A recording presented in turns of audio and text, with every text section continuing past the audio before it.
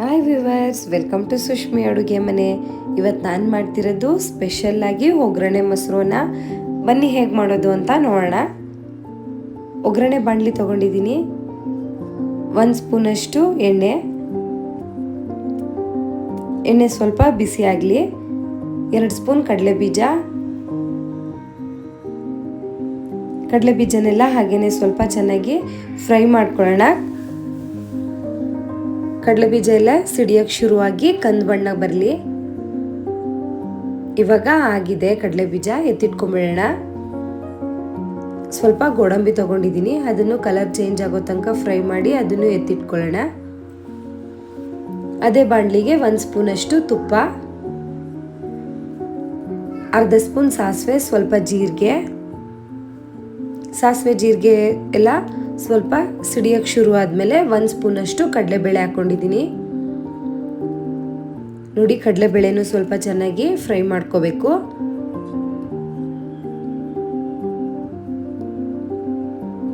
ಸ್ವಲ್ಪ ಕರಿಬೇವಿನ ಸೊಪ್ಪು, ಒಂದೆರಡು ಒಣಮೆಣಸಿನ್ಕಾಯಿ ಹಾಕ್ಕೊಂಡು ಸ್ಟವ್ನ ಆಫ್ ಮಾಡ್ಕೊಳ್ಳೋಣ. ಒಗ್ಗರಣೆ ರೆಡಿ ಆಯಿತು. ಅನ್ನ ಮುಂಚೆನೇ ಮಾಡಿಟ್ಕೊಂಡಿದ್ದೆ, ಅದನ್ನು ತೊಗೊಂಡಿದ್ದೀನಿ.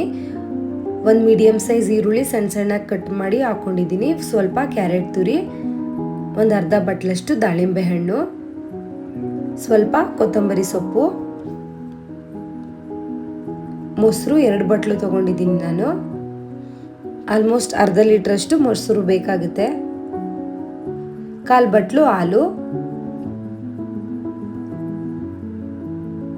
1 ಸ್ಪೂನಷ್ಟು ಉಪ್ಪು. ಇವಾಗ ಇದನ್ನೆಲ್ಲ ಸ್ವಲ್ಪ ಹಾಗೇನೆ ಮಿಕ್ಸ್ ಮಾಡ್ಕೊಳ್ಳೋಣ.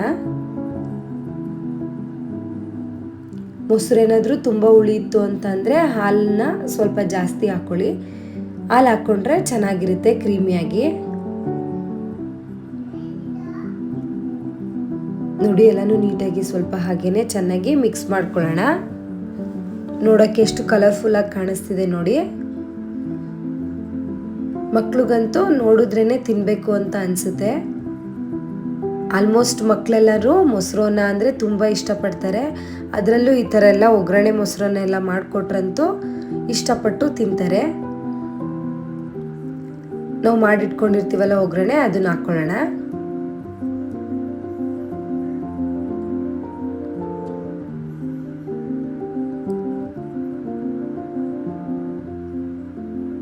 ಒಗ್ಗರಣೆನ ಯಾವಾಗ್ಲೂ ಸ್ವಲ್ಪ ಎಲ್ಲ ಮಿಕ್ಸ್ ಮಾಡಿ ಸರ್ವ್ ಮಾಡಬೇಕಾದ್ರೇ ಹಾಕೊಳ್ಳಿ. ಯಾಕಂದರೆ ಗೋಡಂಬಿ ಮತ್ತು ಕಡಲೆ ಬೀಜ, ಒಗ್ಗರಣೆಲಿ ಹಾಕಿರೋ ಕಡಲೆಬೇಳೆ ಎಲ್ಲ ಸ್ವಲ್ಪ ಹಾಗೇನೆ ಕ್ರಿಸ್ಪಿಯಾಗಿರುತ್ತೆ. ಮುಂಚೆನೇ ಹಾಕಿ ಮಿಕ್ಸ್ ಮಾಡಿಬಿಟ್ರೆ ಅದೆಲ್ಲ ಸ್ವಲ್ಪ ಮೆತ್ತಗಾಗ್ಬಿಡುತ್ತೆ. ಸರ್ವ್ ಮಾಡಬೇಕಿದ್ದಾಗ ಬೇಕಾದರೆ ಒಗ್ಗರಣೆ ಹಾಕ್ಕೊಂಡು ಸರ್ವ್ ಮಾಡ್ಬೋದು. ಇವಾಗೆಲ್ಲನೂ ಒಂದ್ಸಲ ಲೈಟಾಗಿ ಹಾಗೇನೆ ಮಿಕ್ಸ್ ಮಾಡಿ ಸರ್ವ್ ಮಾಡೋಣ. ಎಲ್ರಿಗೂ ಇಷ್ಟ ಆಗುತ್ತೆ ಮೊಸರನ್ನ. ನೀವು ಮನೇಲಿ ಒಂದ್ಸಲ ಟ್ರೈ ಮಾಡಿ. ಉಪ್ಪಿನಕಾಯಿ ಜೊತೆ ಆದ್ರೂ ಸರ್ವ್ ಮಾಡಿ, ಇಲ್ಲಾಂದರೆ ಹಾಗೇನೆ ತಿನ್ಬೋದು. ನನ್ನ ವಿಡಿಯೋಸ್ನೆಲ್ಲ ಪೂರ್ತಿಯಾಗಿ ನೋಡಿ. ನನ್ನ ಚಾನಲ್ನ ಯಾರು ಇನ್ನೂ ಸಬ್ಸ್ಕ್ರೈಬ್ ಮಾಡಿಲ್ಲ, ಸಬ್ಸ್ಕ್ರೈಬ್ ಮಾಡಿ, ಲೈಕ್ ಮಾಡಿ, ಶೇರ್ ಮಾಡಿ. ಏನಾದರೂ ಇತ್ತು ಅಂದರೆ ಕಮೆಂಟ್ ಮಾಡಿ. ನನ್ನ ವಿಡಿಯೋಸ್ನೆಲ್ಲ ಪೂರ್ತಿ ನೋಡಿ. Thank you.